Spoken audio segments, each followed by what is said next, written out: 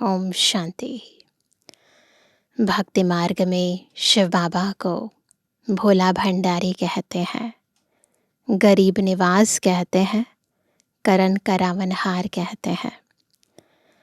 और ज्ञान मार्ग में इन सभी शब्दों का यथार्थ अर्थ न केवल हम बाबा के बच्चे समझते हैं, अभी तो प्रैक्टिकल में हम देखते हैं कि बाबा कैसे गरीब बच्चों को धनवान बनाता है, निर्बल आत्माओं को बलवान बनाता है, कैसे आत्माओं को अंधकार से प्रकाश की ओर ले जाता है और कैसे करण करावनहार बनकर हमारे सब कर्म बंधनों को तोड़ने में हमारी मदद करता है। तो बाबा की आज की मुरली बाबा के इन भक्ति मार्ग के अनेक नामों को यथार्थ रूप से सिद्ध कर रही है। गहराई से प्यार से सुनेंगे, आत्मिक स्थिति में स्थित होकर बाबा के मधुर महावाक्य। आज है 3 तारीख 3 जून सन 2025। बाबा के महावाक्य हैं, मीठे बच्चे अब तुम नए संबंध में जा रहे हो, इसलिए यहाँ के कर्म बंधनी संबंधों को भूल कर्मातीत बनने का पुरुषार्थ करो। प्रश्न है, बाप किन बच्चों की वाह वाह करते हैं? सबसे अधिक प्यार किन्हों को देते हैं? चेक करेंगे, हम इस लिस्ट में हैं। उत्तर है, बाबा गरीब बच्चों की वाह वाह करते हैं। वाह गरीबी वाह, आराम से 2 रोटी खाना है, हबच यानी लालच नहीं। गरीब बच्चे बाप को प्यार से याद करते हैं। बाबा अनपढ़े बच्चों को देख खुश होते हैं, क्योंकि उन्हें पढ़ा हुआ भूलने की मेहनत नहीं करनी पड़ती है। तो इसलिए बाबा को गरीब निवास कहते हैं, भोला भंडारी कहते हैं।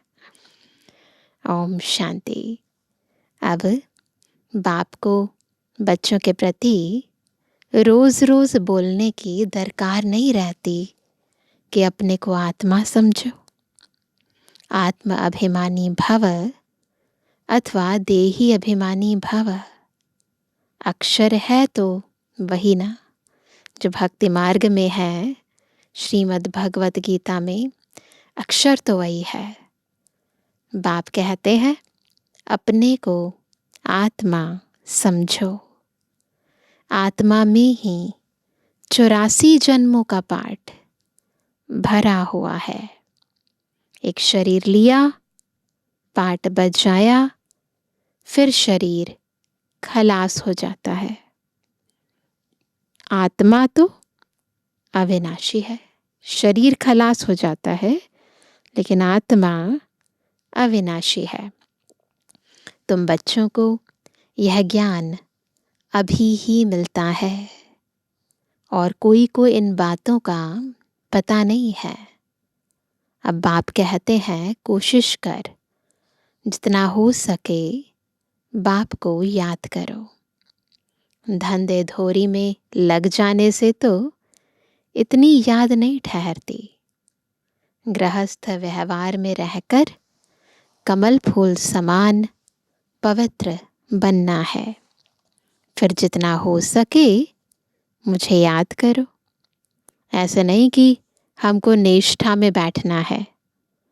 निष्ठा अक्षर भी रॉन्ग है, ये ज्ञान मार्ग का अक्षर नहीं है। वास्तव में है ही याद। कहाँ भी बैठे हो बाप को याद करो। माया के तूफान तो बहुत आएंगे, कोई को क्या याद आएगा, कोई को क्या।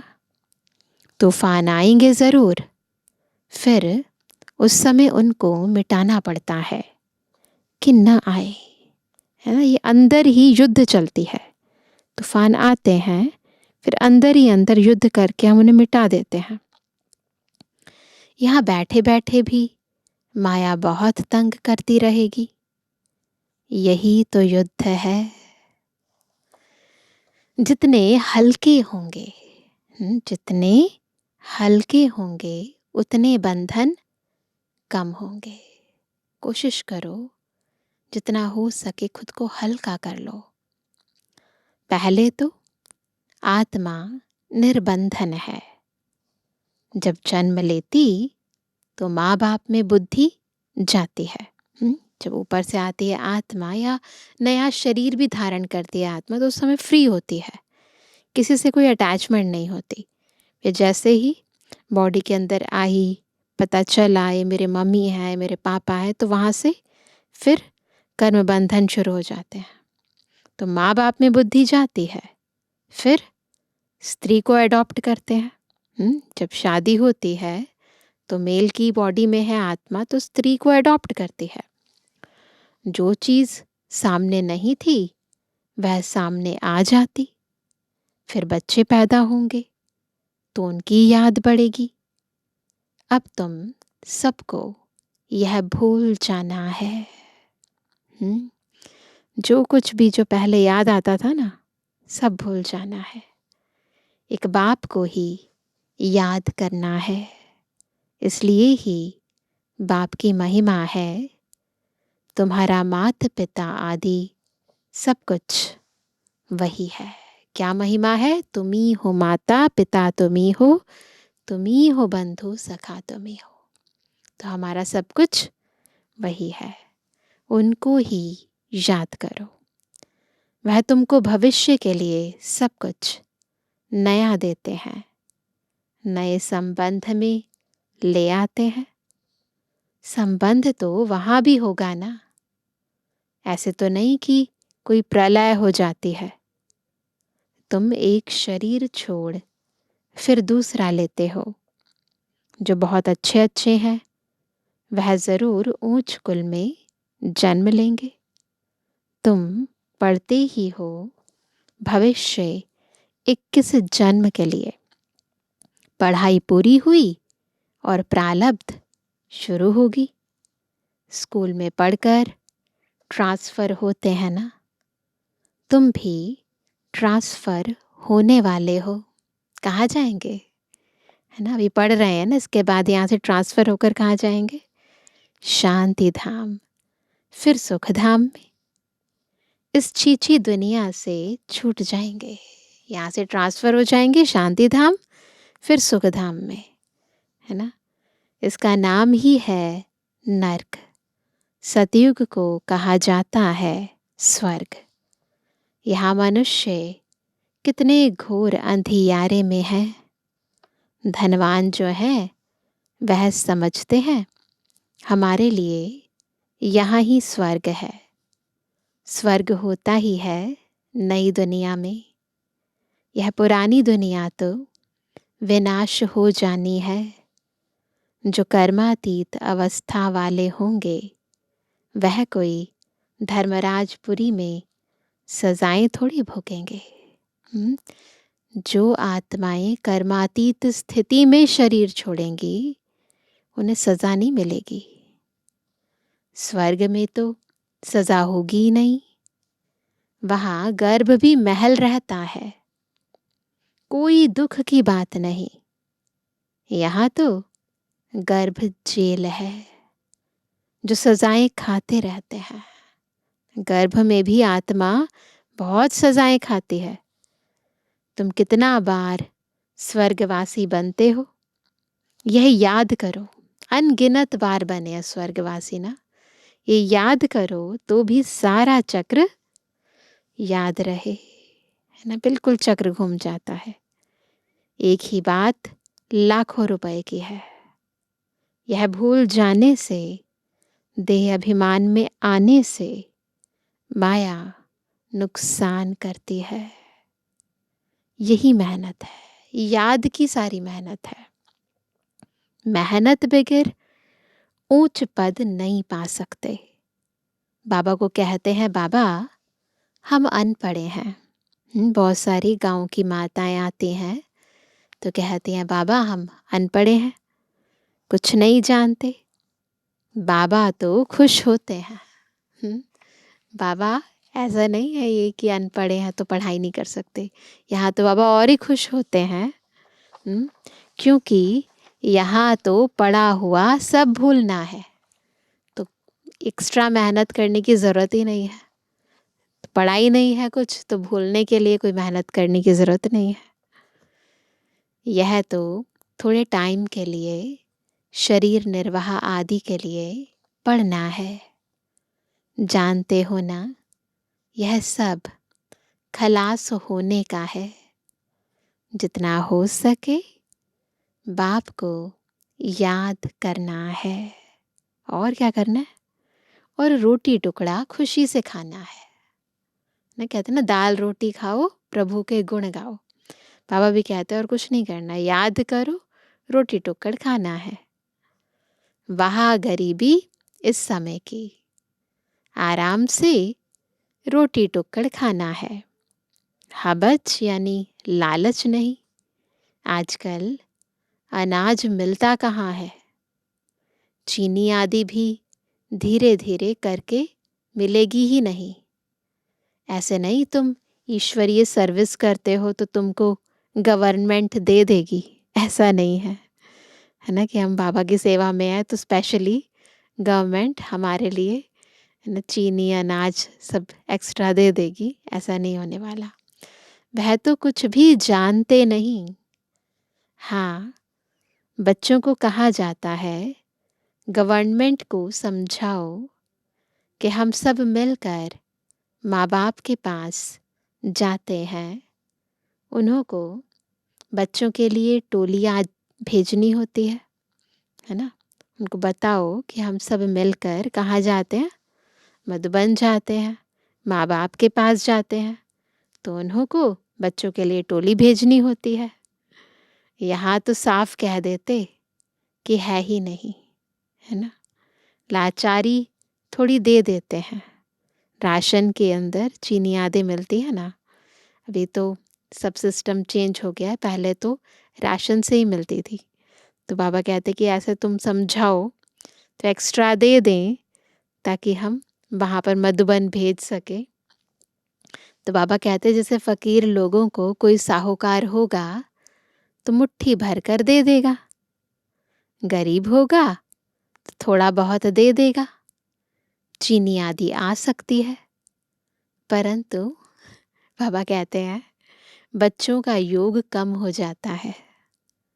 याद न रहने कारण, देह अभिमान में आने के कारण कोई काम हो नहीं सकता। स्थूल कार्य भी कोई भी करना है, अगर हम योग बल से न कोई भी कार्य करें तो सहज रीति हो सकता है।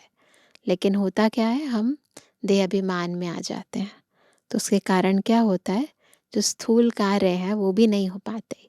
चाहे वो बाबा की सेवा हो, चाहे गवर्नमेंट से कुछ कराना हो, है ना। कुछ भी कार्य करने के लिए हमें पहले अपने को आत्मा समझ के बाबा को याद करना है, उन आत्माओं को सकाश देनी है, फिर प्यार से श्रीमत प्रमाण उनसे व्यवहार में आना है, फिर कार्य अपने आप हो जाते हैं।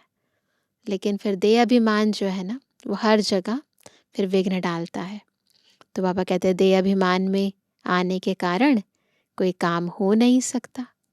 यह काम पढ़ाई से इतना नहीं होगा जितना योग से होगा, वह बहुत कम है।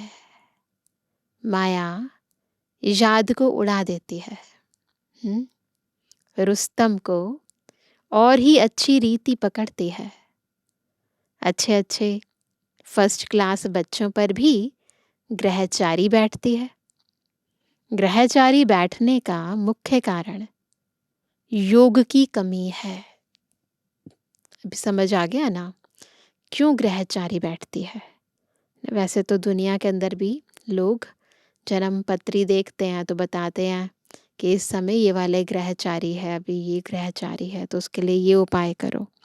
लेकिन बाबा कहते हैं वास्तव में उन सब चीज़ों का प्रभाव भी क्यों पड़ता है, क्योंकि योग की कमी है ना। तो बाबा कहते हैं ग्रहचारी के कारण ही नाम रूप में फंस मरते हैं। यह बड़ी मंजिल है। अगर सच्ची मंजिल पानी है तो याद में रहना पड़े।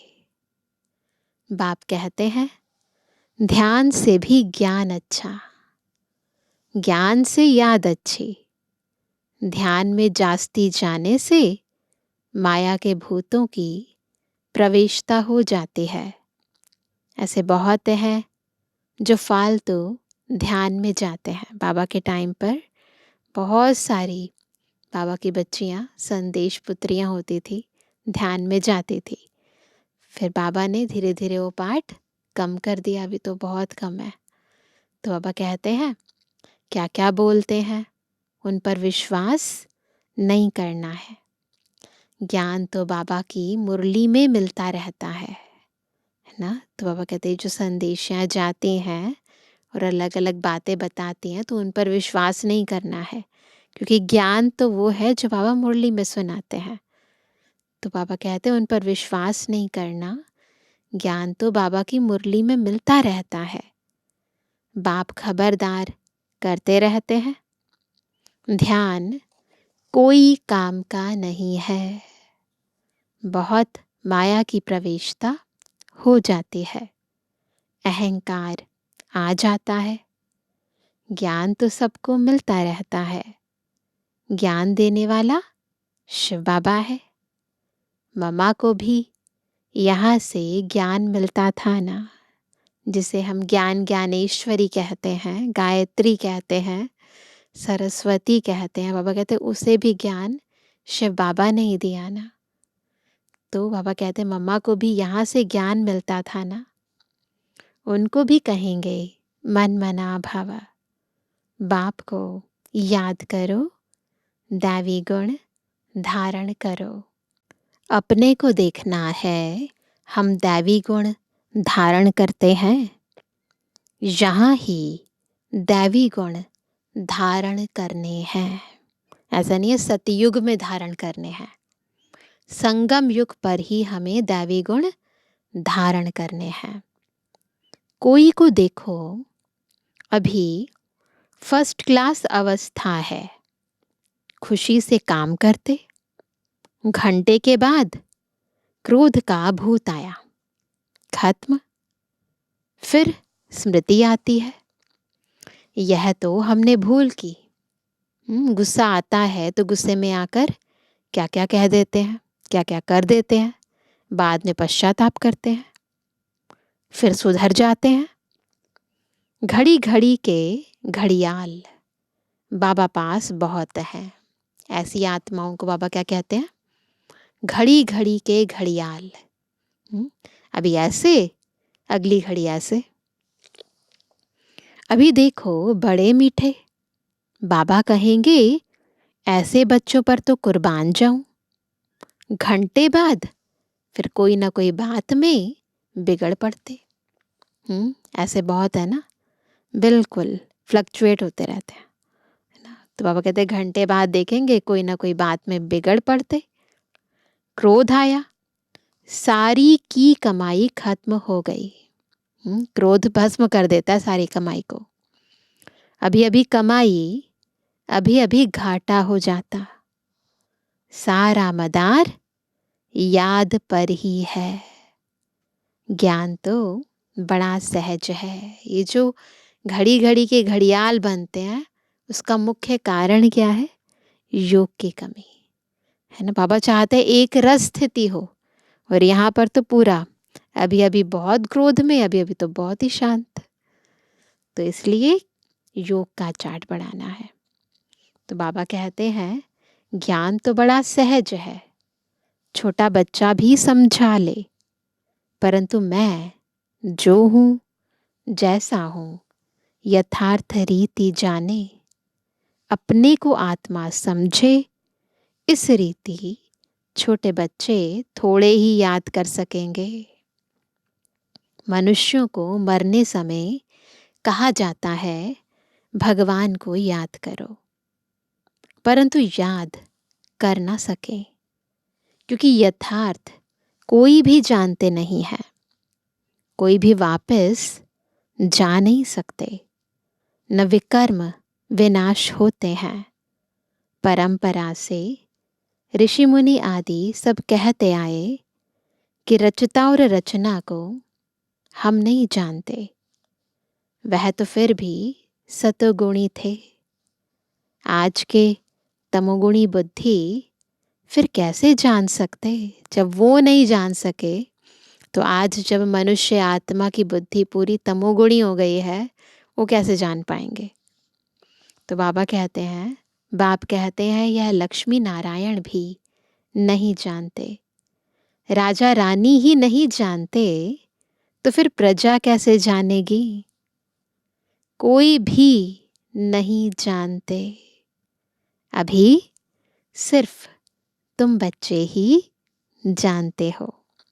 तुम्हारे में भी कोई है जो यथार्थ रीति जानते हैं, है ना। एक है जानना, एक है यथार्थ रीति जानना। कहते हैं बाबा खड़ी खड़ी भूल जाते हैं।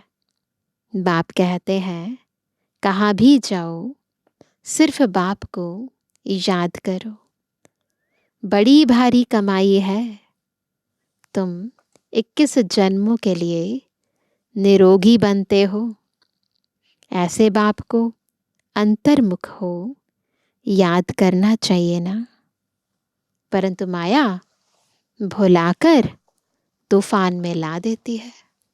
होना तो ऐसे ही चाहिए, लेकिन माया अंतर्मुखता में रहने नहीं देती है, बाह्य मुक्ता में ले आती है। इसमें अंतर्मुख हो विचार सागर मंथन करना है। विचार सागर मंथन करने की बात भी अभी की है।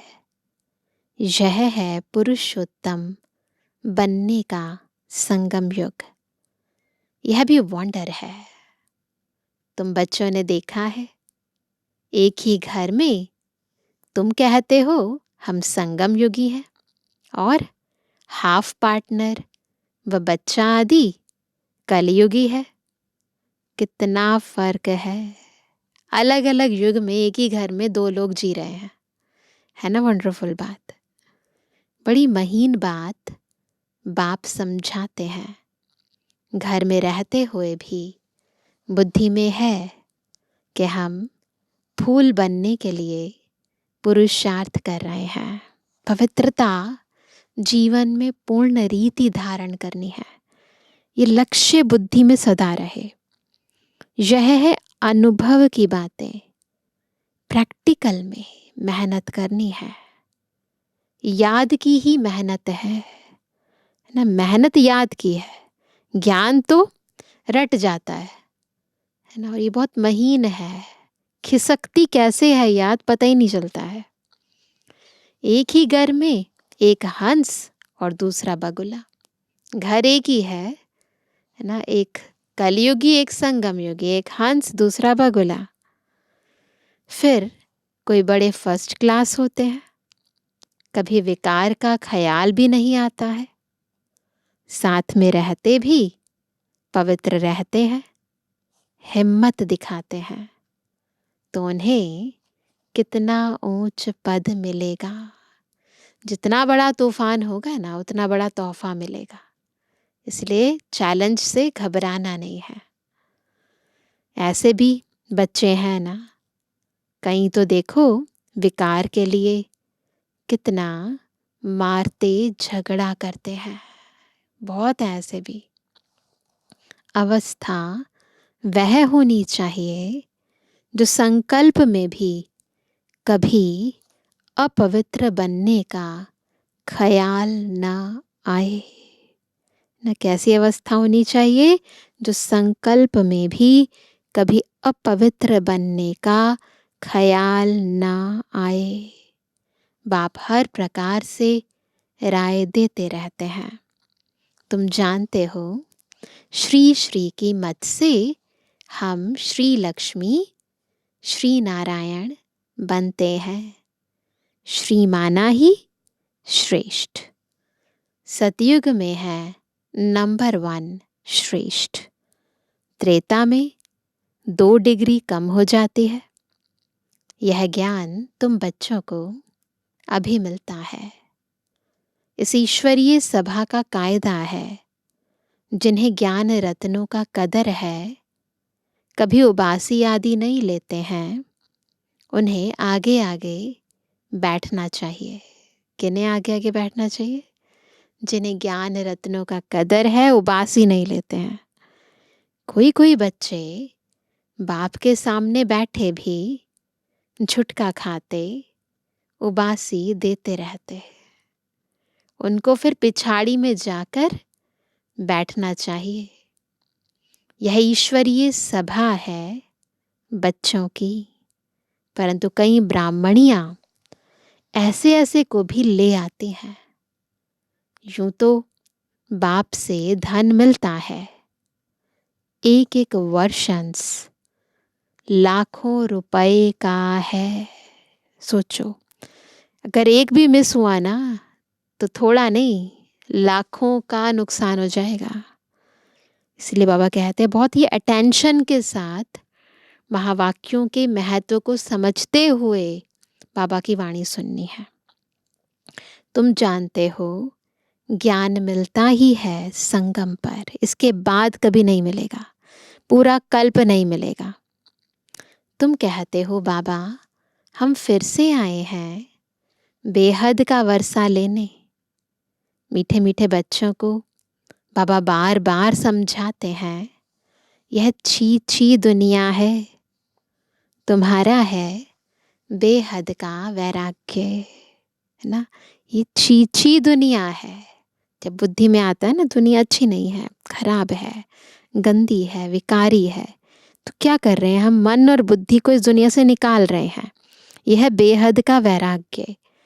बाप कहते हैं इस दुनिया में तुम जो कुछ देखते हो वह कल होगा नहीं। अब तो देखते हैं ना कई सीन जो कल कुछ और थे, आज कुछ और हो जाते हैं।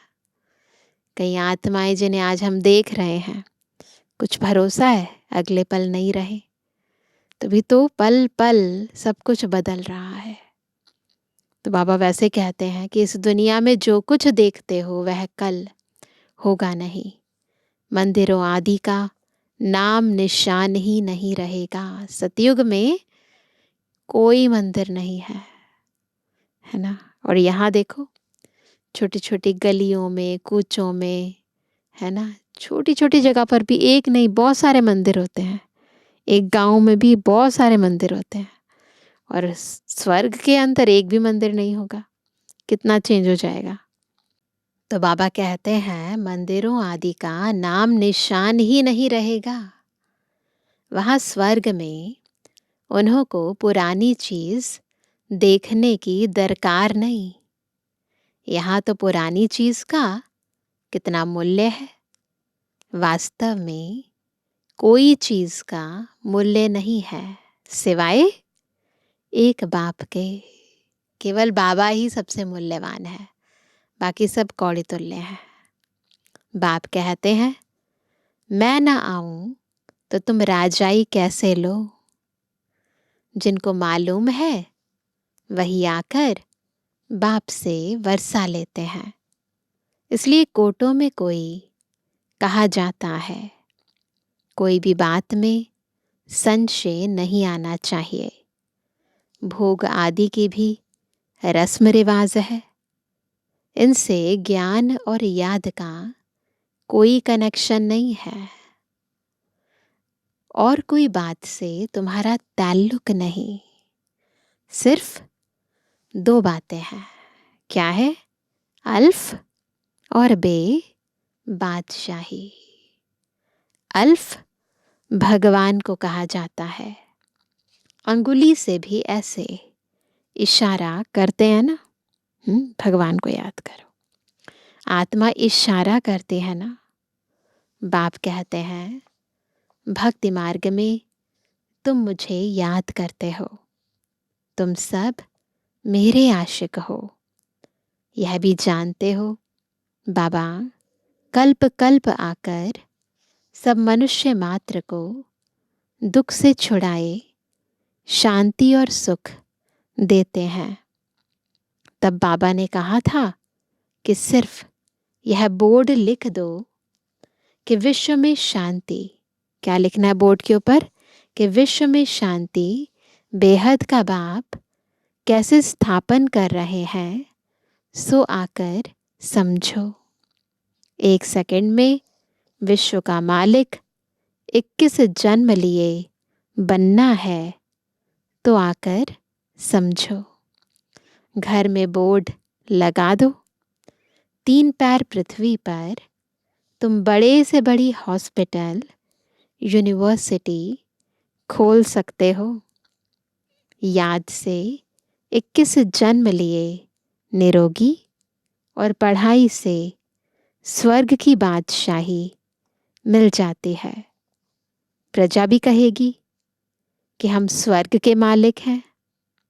आज मनुष्यों को लज्जा आती है क्योंकि नरकवासी है। क्यों लज्जा आती है? क्योंकि नरकवासी है। खुद कहते हैं हमारा बाप स्वर्गवासी हुआ, तो नरकवासी हो ना, है ना। कोई शरीर छोड़ता है तो कह देते हैं ना स्वर्गवासी हुआ, तो इस समय कहाँ हो? नरक में हो ना। जब मरेंगे तो स्वर्ग में जाएंगे।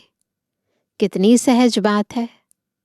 अच्छा काम करने वाले के लिए खास कहते हैं, क्या कहते हैं?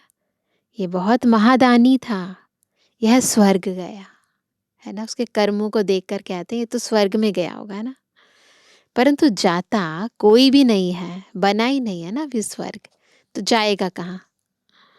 नाटक जब पूरा होता है तो सभी स्टेज पर आकर खड़े होते हैं। पहले, है ना, पहले नाटक होता था, अभी भी होता है, रामलीला आदि होती है। तो स्टेज पर, रंगमंच पर नाटक के अलग अलग कलाकार अपना अपना किरदार अदा कर लेते हैं। तो जब नाटक एंड होता है तो क्या करते हैं? सारे के सारे स्टेज पर आ जाते हैं। तो बाबा कहते हैं अभी भी क्या है, ये सृष्टि रूपी, सृष्टि रंगमंच पर नाटक चल रहा था ना। तो यहाँ पर सारे आत्माएं अपना अपना पाठ बजाकर खत्म करने वाली हैं। तो सभी आत्माएं इस रंगमंच पर आएंगी। यह लड़ाई भी तब लगेगी जब सभी एक्टर्स यहाँ आ जाएंगे। ऊपर एक भी आत्मा नहीं रहेगी। फिर लौटेंगे। शिव की बारात कहते हैं ना, जो लौटेंगे ना उसकी यादगार है शिव की बारात। शिव बाबा के साथ सभी आत्माएं जाएंगी। मूल बात, अभी 84 जन्म पूरे हुए। अब इस जुत्ती को छोड़ना है। वैराग्य दिलाने के लिए बाबा देह को जुत्ती कहते हैं।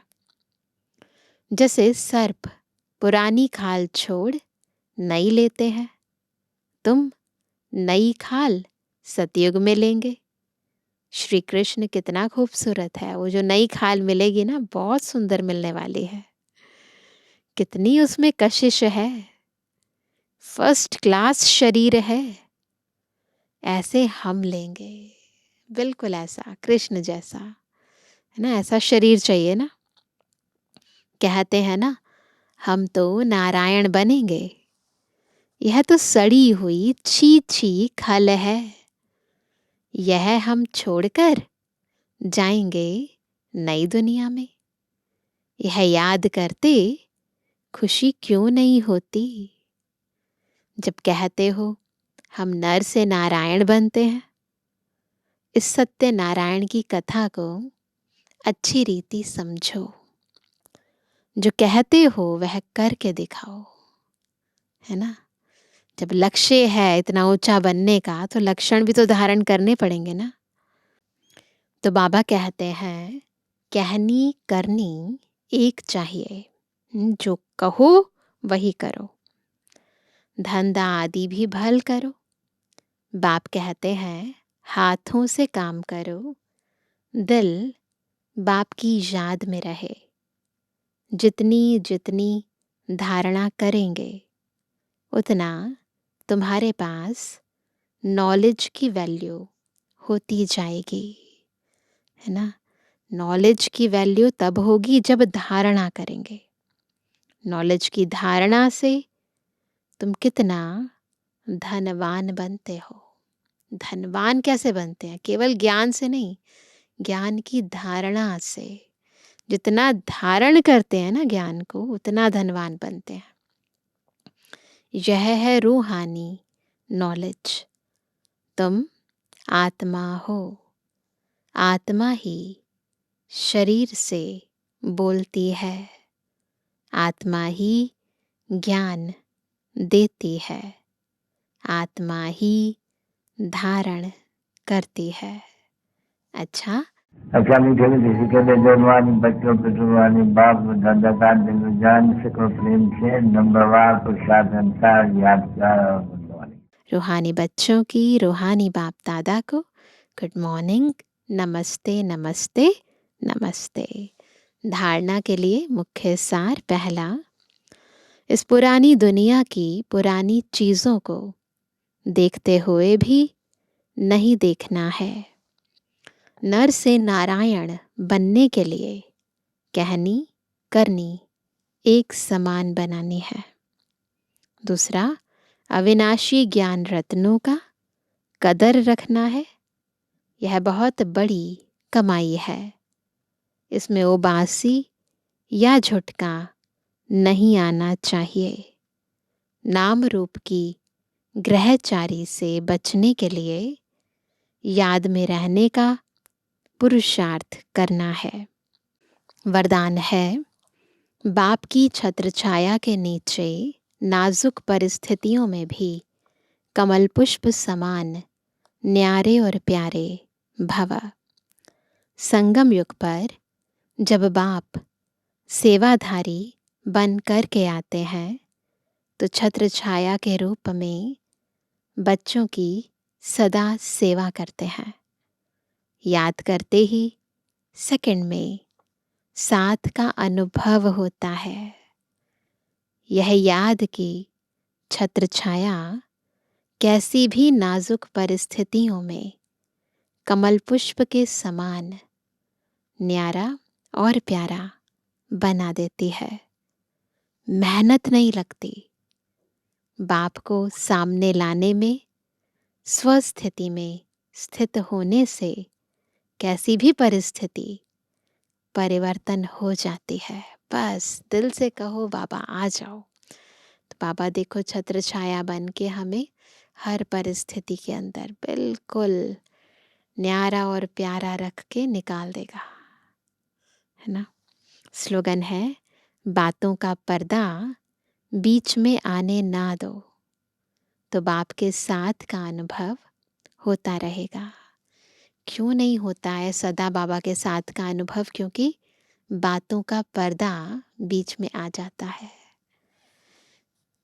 आज का व्यक्त इशारा, आत्मिक स्थिति में रहने का अभ्यास करो, अंतर्मुखी बनो। किसी भी विघ्न से मुक्त होने की युक्ति है सेकंड में स्वयं का स्वरूप अर्थात आत्मिक ज्योति स्वरूप स्मृति में आ जाए और कर्म में निमित्त भाव का स्वरूप इस डबल लाइट स्वरूप में स्थित हो जाओ, तो सेकंड में हाई जंप दे देंगे। कोई भी विघ्न आगे बढ़ने में रुकावट नहीं डाल सकेगा। तो क्या करना है? सेकंड में स्वयं का स्वरूप अर्थात आत्मिक ज्योति स्वरूप स्मृति में लेकर आना है। कुछ भी हो जाए बस अपने ओरिजिनल स्वरूप में स्थित हो जाओगे, समस्या खत्म हो जाएगी। और कर्म में जब आएंगे तो निमित्त भाव डबल लाइट रहेंगे, तो फिर देखो कोई भी विघ्न है वो ठहरेगा नहीं, हाई जंप देकर आगे चले जाओगे। बस दो ही काम करने हैं। अच्छा, ओम शांति।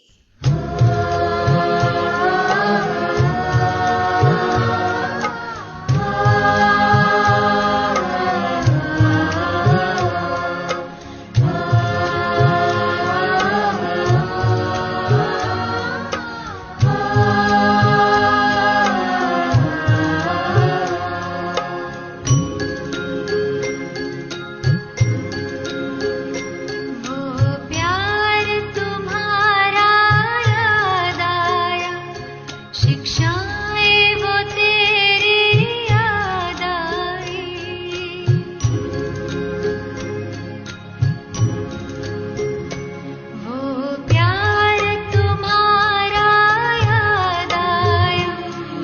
उषाएं वो तेरी याद आई, साकार के दिन जब याद आए, तो स्नेह में अखियाँ भर आई, वो प्यार तुम्हारा याद आया।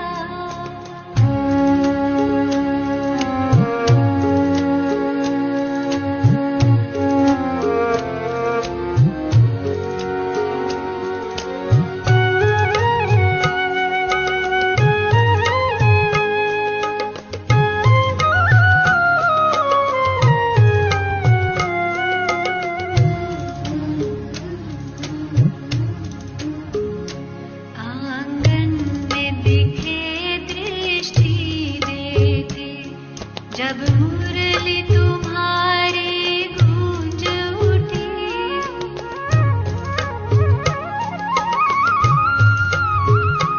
आंगन में दिखे दृष्टि देते, जब मुरली तुम्हारी गूंज उठी, जब सभा में कोई चिड़िया चहकी, जब सभा में कोई चिड़िया चहकी, तो स्नेह में अखियाँ भर आई, वो प्यार तुम्हारा याद आया।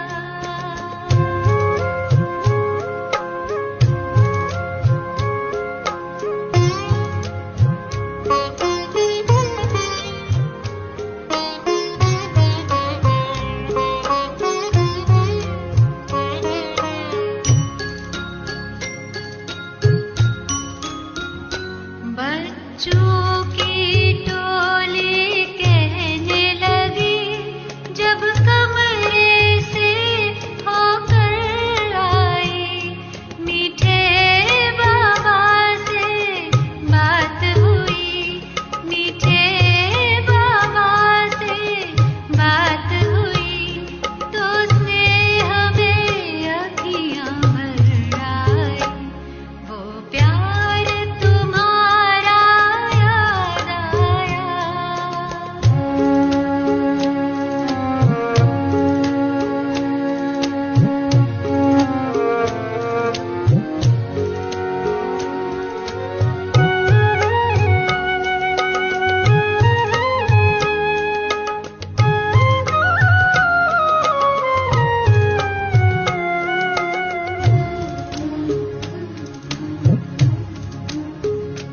जब विश्व शांति